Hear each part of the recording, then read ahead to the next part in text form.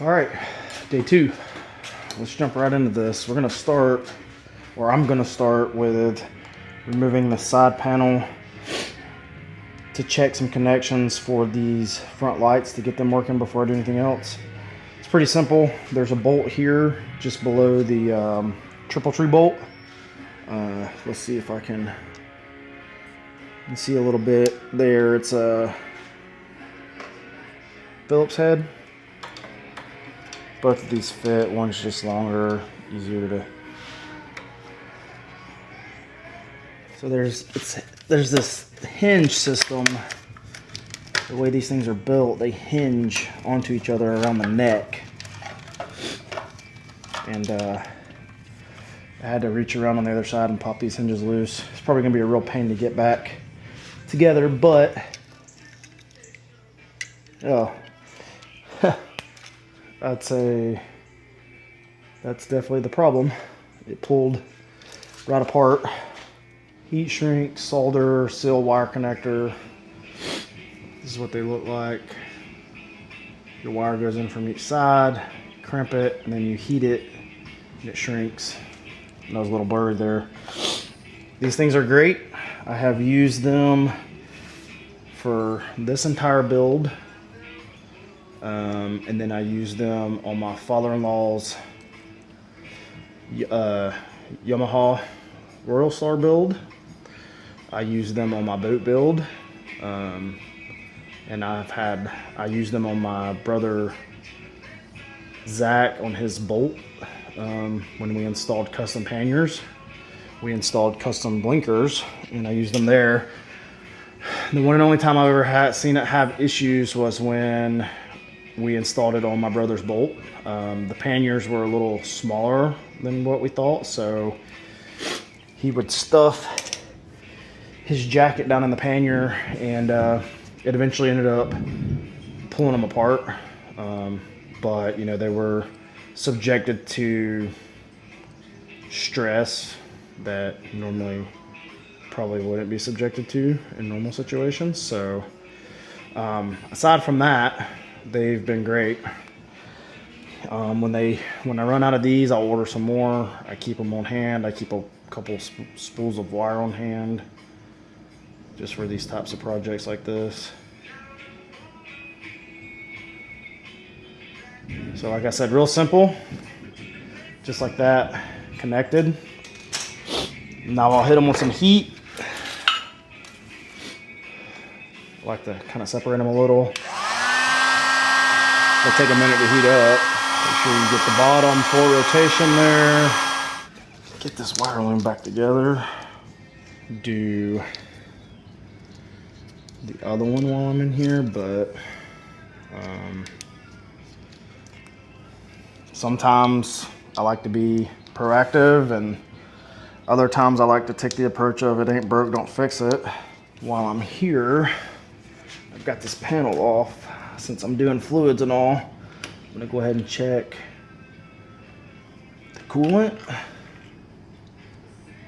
It's still completely full and not rusted, so that's great. There we go. All right, everything back in place. Storm's coming. Next task is to change out these levers.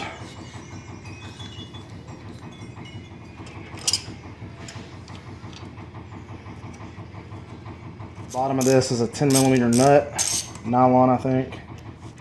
I'll tell you in just a second. No, that's a normal nut. And now we should be able to take this guy out. Threaded. It's like a shoulder bolt.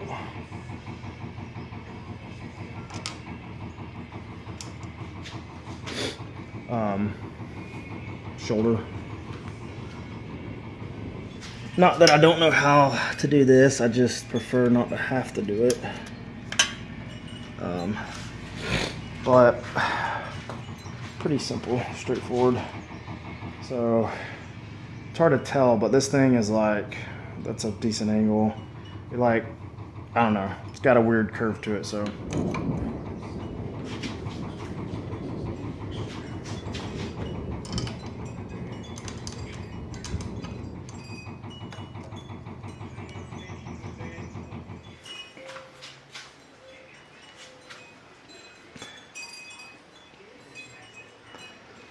So far, they're not my favorite, but I also don't hate them. I think it's going to be one of those things where I'm going to have to just use them for a little bit, and it's probably going to grow on me, which is fine. Like I said, I'm going to have to adjust the clutch a little bit. Right now it seems a little loose. I got it back. I mean, it's grabbing, but, and it may just be the way these are. I did have this master cylinder apart, and I flushed it and cleaned it, but I don't remember. I think it should just be as easy as pulling this apart, but I need to watch. There may be some springs or something in there. You can hear the clicking. So we're gonna give it a go. The throttle cables are in the way here, so I'm using a wrench, and I think I remember it being 7/16, although the box end wouldn't fit for some reason. Just gonna turn the top too.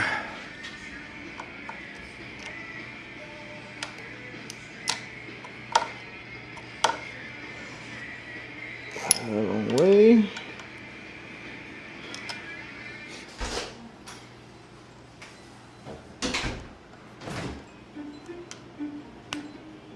Moment of truth. Oh, nice. Very simple. It's just a blunt end, just like the one that I'm going to be putting back on. Cool. Just need to make sure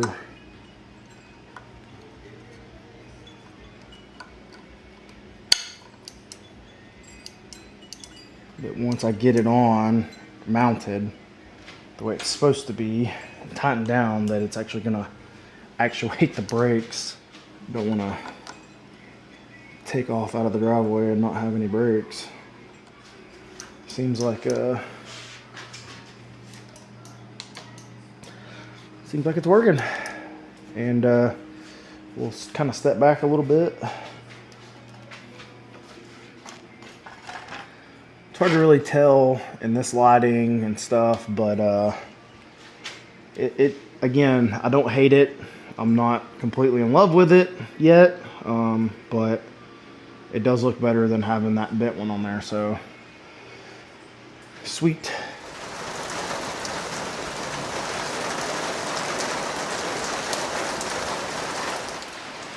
Okay, next up on the chopping block is to install this windscreen.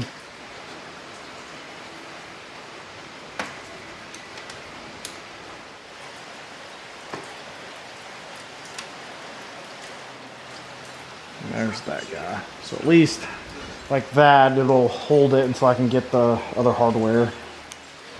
Double check that is an 8mm. Went ahead and brought those over. So like pretty much everything else on this bike, these are JIS Phillips heads, which are Japanese standard.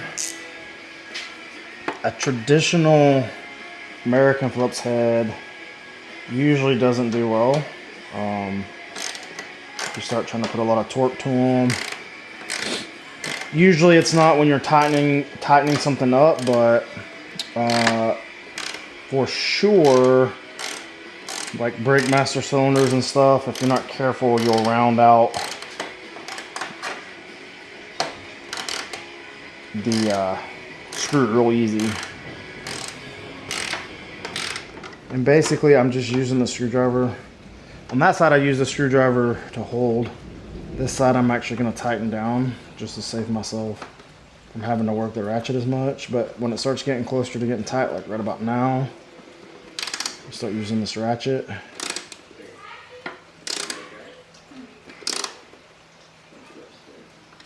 It's pretty tight already. And then I've just got the two middle ones to tighten down. Give you a little look at what the finished look is on my fairing and windscreen with the headlight bucket back, and I really like the way it's looking. I'm really curious to see how this pitch black screen is going to work. It's going to take a few rides probably back and forth to work. Most of the time I'm leaving when it's dark, early in the morning, and riding home midday. So it's not going to be a problem in the day, I don't think. In the mornings, it might be more of an issue. Time will tell.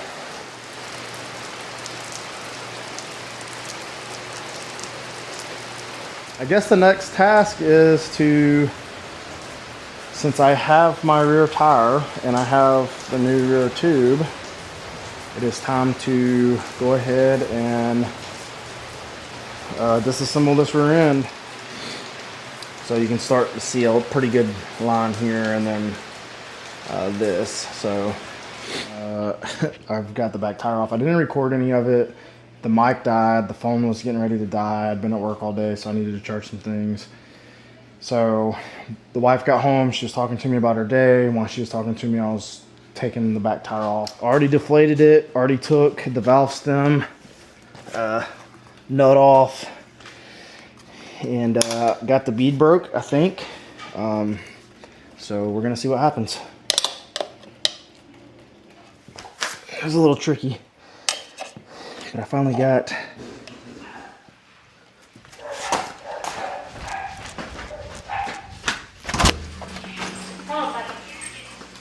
It's on fire. It's on fire. No, it's warm. All right, so let's see if we can go ahead and get this completely off. I had to run out of here real quick, as you've seen, because our air fryer shorted and the plug-in caught on fire. And I seen the lights flicker and I heard the arc.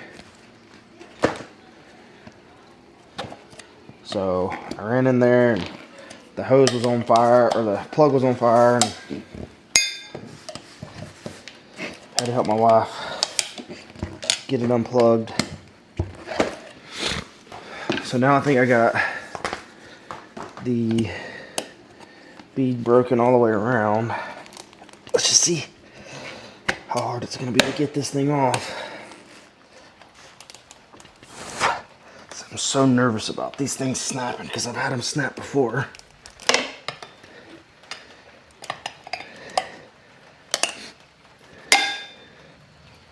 Or flipping up on me.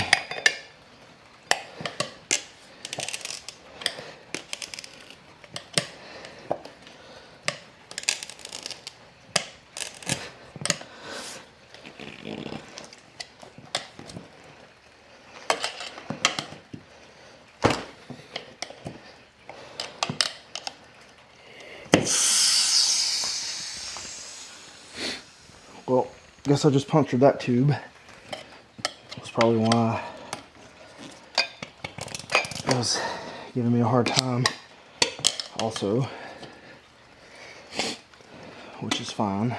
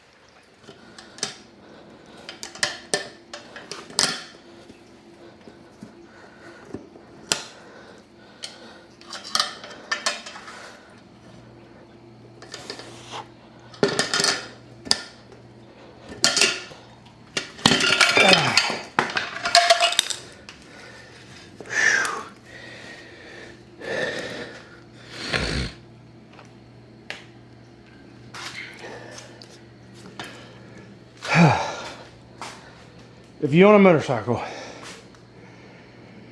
and you've never experienced changing the tires by hand, it'll make a man of you. And I highly recommend to experience it at least once. This is probably one of the hardest tires that I've ever had problems taking off. My KLR tires were hard, but that was a struggle. And that's going to be it for today. I will finish this tire up tomorrow, get it back on, get the new one on, get the new tube in, get it seated, get the bead seated, mount it back up on the bike. And we'll see how long the install takes. So, to be continued.